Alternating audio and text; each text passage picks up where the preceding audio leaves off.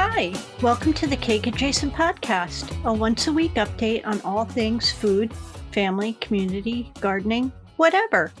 We call it SideCar. If it has to do with the rituals around food and holidays, making food or taking it places, or remembering what we were eating during important times in our lives, we'll talk about it here. I am your host and bestie, Jen Coleslaw, coming to you from the soulless suburbs of Northern Virginia. Hello, New Year!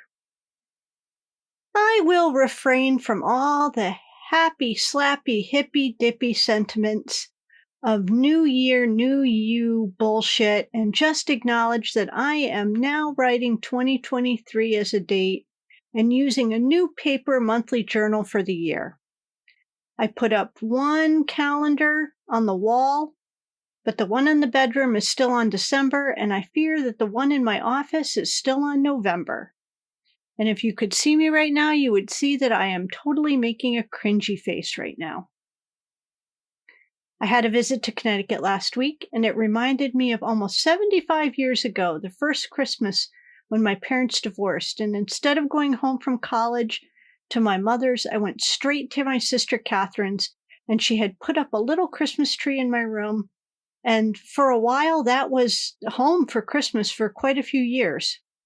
And now, some 97 years later, she put a tree in my father's old apartment for us and a stocking hanging for me. It was so nice. Cokes and the traditional chocolate cream pie from Coffee's was in the fridge, tea bags and honey on the counter, chocolate stashed in the pockets of my fuzzy pink bathrobe that used to live at Mom's, a candy cane stick in my slippers that I leave there. It really just takes the smallest effort to whisper joy into my heart, and I am always so surprised when people I'm close to can't or won't even do the bare minimum. I had a whole thing written about the difficulties that I am continuing to have with my mom. But that's not what you come here for, so I edited it out. But I wanted to thank everyone who sent lovely Christmas gifts and cards, and I wish I could hug every single one of you. I get so excited when I visit the post office box, where, by the way, they know me and they call me Miss Coleslaw. And you know how much I crave a sense of belonging. I really should have gotten a post office box decades ago. And when I turn the key and I find cards and surprises, every time I just am filled with glee. Thank you. Your friendship and kindness mean the world to me. And if you've been following the pod from the beginning, you know how much I love my friends. I am so lucky to have you all. Let's talk about New Year's resolutions again, because I want to make sure that my friends are not setting themselves up for sadness or disappointment when they have a laundry list of things they're planning to do or going to give up, or ways they're going to be fitter or healthier or better or stronger or smarter or wealthier or whatever, and then the whole world gets in the way and things don't turn out the way we planned. That's why I don't do traditional resolutions or give things up. I'm not sure if you noticed, but the universe is just raining down misery on so many of us. Why would we add to that? All I want to see from people is that they are giving themselves and most others some grace. Last week, I looked back on my last year's year-end post where I said I was going to think about starting a podcast and that I was going to buy an accordion and I was going to try not to get sicker. And well, I didn't get sicker. I bought an accordion and I started the podcast. But here's the thing. If I hadn't done any of those things, or even if I had gotten sicker, it wouldn't have been any kind of moral failing on my part. So there you go. Examples of resolutions that didn't make me feel bad when I looked back, because I didn't learn how to play the accordion. And so that's just a reminder that this year, be it resolved that I will, in fact, wake up and fight like my man Woody Guthrie wrote 80 years ago in 1943. I will reclaim my time and not do things I don't want to do or go places I don't want to go just to make other people happy. I will try to learn new things, big things, little things, things that are for work or things that are for play. I will just try to keep my brain open and available for new information. I will choose joy. And you know what? This one may be the hardest to manifest. I will be honest. This will always be a work in progress for me, this area. And Legos. I'm going to do Legos. I have a new orchid kit. I think that's what they're called, kits, that Ben gave me for Christmas. And I am looking forward to seeing the new flower ones that come out on the 1st of February that now everyone is sending me in DMs. But don't worry, this will not become a Lego podcast, not when there are SUMO citruses out there to talk up. And speaking of SUMO citruses, I've already plowed through one small cardboard box crate, which I think is really only 6 or 8 of these monster oranges, and halfway through a second one. But look, do not snooze on SUMOs, people. They are expensive, yes, but they are worth it, and they'll be gone by the end of February, not to return again until the beginning of January. If you have missed my missive on SUMOs, they are like giant clementines. No seeds, they're easy to peel, and they're really, really sweet. In other completely unrelated news, did I tell you that I met a possum the other day? Her name is Fern. She was an absolute delight.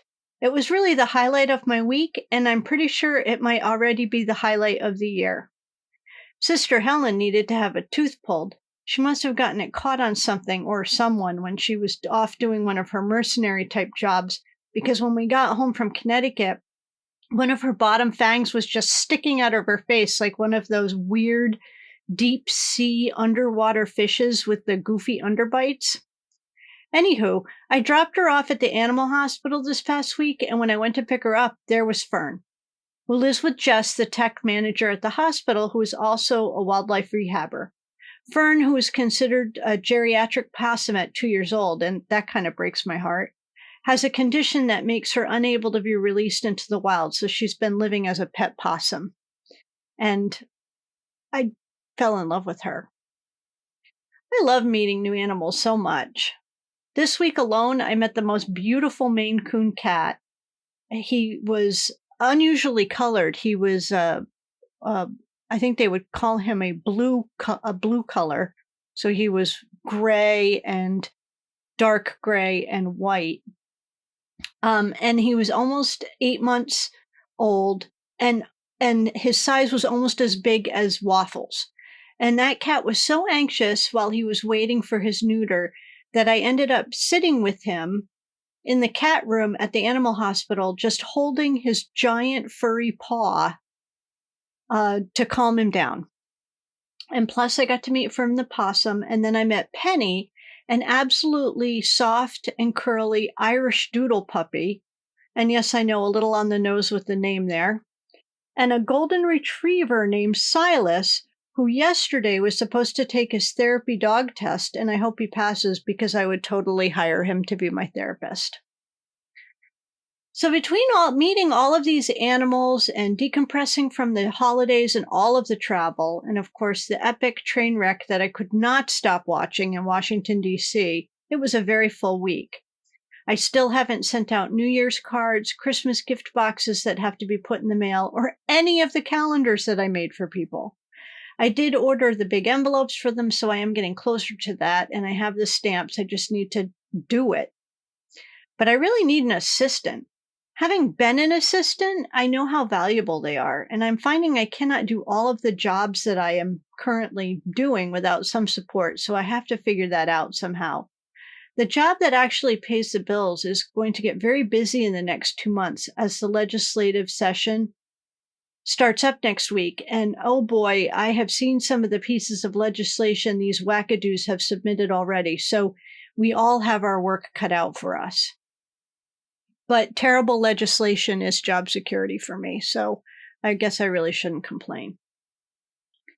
And speaking of that, I hope you know I'm not being hyperbolic when I urge you to stay informed about what is going on in your communities these days. There are some very chilling laws, either still on the books with very terrifying people looking to reactivate them, or there are some very quite vile people looking to put terrible, harmful laws into effect.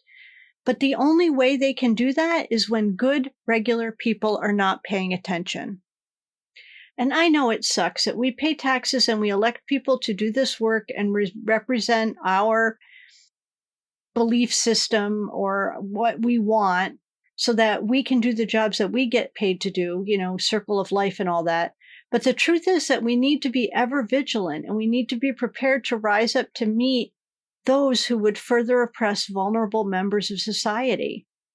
I appreciate greatly my workplace that allows me the privilege to monitor the news and social media for the most egregious violations of environmental decency, which in turn gives me opportunities to see the other absolutely craven human rights violations that are occurring right on our watch in our own communities.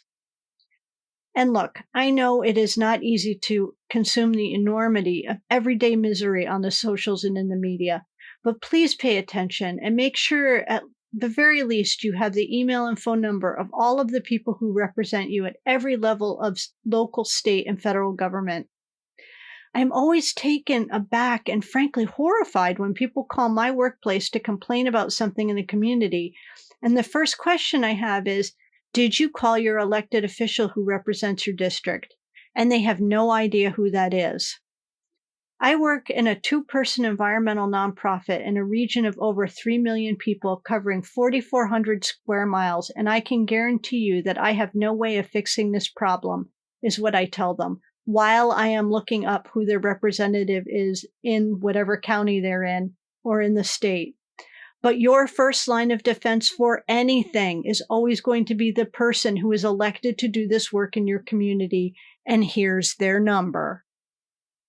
If you're wondering what you could do as a service to your community on MLK Day, get all that contact information on who to call in one place for the members of your household or your block or your next door or your Facebook group.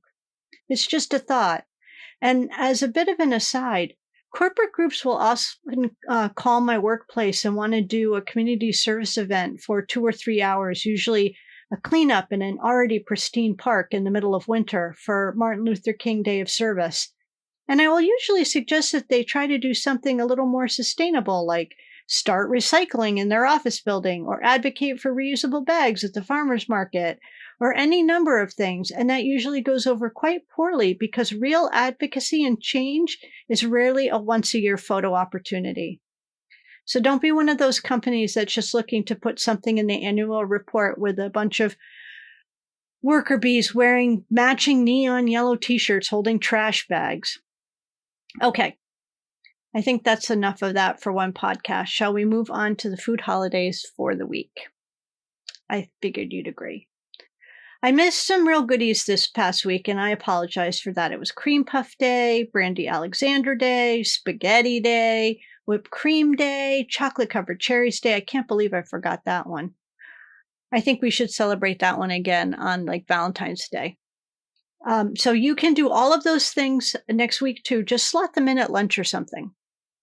So today, Sunday, January 8th, is English Toffee Day, and I make a pretty good one, which is like a Heath bar on the inside, crunchy, and then coated in milk chocolate, and then all rolled up in crushed almonds.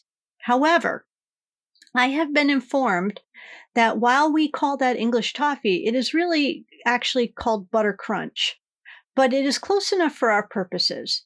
Sunday is also the start of Pizza Week, which is 2 thumbs up from me, and it probably won't surprise you that I do not care for stunt pizza, although I like pineapple on my pizza. Monday, January 9th is Apricot Day, which is a whatever fruit, if you ask me. And so I will absolutely sub in SUMO CITRUS, by the way, who aren't sponsoring me. I just love them so much. Apricots, they're a lovely, mild fruit, but they are never, ever my go-to for a fruit, ever. I don't even think I've eaten an apricot anything other than dried or jam. Yeah. Anyway, it's also clean your desk day. And that is probably a task that I could handle and accomplish, even though I have 3 desks, one at my office and 2 at home. Tuesday is hot toddy day, and you can have mine. Plus, another calendar that I consult says that it is also Wednesday is hot toddy day. So if you're a big fan of hot toddies, please drink them on Tuesday and Wednesday. Tuesday is also bittersweet chocolate day and oysters Rockefeller day, but I really don't recommend you combine the two. Mm-mm. Wednesday is my father's birthday, so it is in my household chocolate cake day, using the recipe from the very first episode of Two Chocolate Cakes, which you may remember is quite literally about my father's birthday cake. This weekend, I made a nice spaghetti sauce because it was spaghetti day last Wednesday, and that was one of his favorite dinners, so we will probably have spaghetti and meatballs and homemade chocolate cake with buttercream frosting. My dad would be 88 this year, which seems like an impossible number, but you know what? 77 seemed so terribly young at the time. Anywho, Wednesday is also National Milk Day, and here are some things that I use milk for. My tea, putting in instant oatmeal instead of water, hot chocolate, scrambled eggs, French toast, my buttercream frosting, meatballs, macaroni and cheese, and honestly, I'm sure that there are other things, but I cannot think of them right now. Thursday, the 12th, is Kiss a Ginger Day, and I am down to just one ginger kitty, which is kind of a sad realization. But luckily, Pete is extra, extra gingery, and he's an utter delight, so he will get a lot of kisses. It's also Marzipan Day and Hot Tea Day, and I think I've mentioned a few times that tea is my morning hot beverage of choice, and I like Yorkshire tea with raw sugar chunks and milk, and in the afternoon, I like lemon ginger tea with honey. I am also fond of the Republic of Tea ginger peach black tea. What I do not like, however, is Earl Grey tea. No, thank you. Friday the 13th is Peach Melba Day, and are you wondering just what Peach Melba is? Because it's honestly a pretty simple dessert of peaches, raspberry sauce, and vanilla ice cream. And I think it goes without saying that January is just not a great time for peaches in the Northern Hemisphere. That seems like a perfect July dessert, doesn't it? But I do not make the rules. Friday the 13th is also Blame Someone Else Day, and I have about 75 jokes on the tip of my tongue about the Republican Party, but I think I used up my quota of political chit-chat on the podcast today. Saturday the 14th is Hot Pastrami Day, and that is just not a sandwich I have ever enjoyed, but if you like it, this is your day. Have at it. It's also Take a Missionary to Lunch Day, which I am 100% on board, especially if you're a cannibal in a remote part of the world that has absolutely no interest in being missionized. Okay, on to Sunday the 15th, which is Bagel Day. And I hadn't had a bagel in so long, but driving home from Connecticut, Ben got me one at Dunkin' Donuts, and I realized that I hadn't had one since pre-pandemic probably, because they were always at meetings, and now we never have in-person meetings, which I think I'm probably in the minority. I miss in-person meetings a lot. I am absolutely ready to have meetings in person again, but I appreciate that I am in the minority.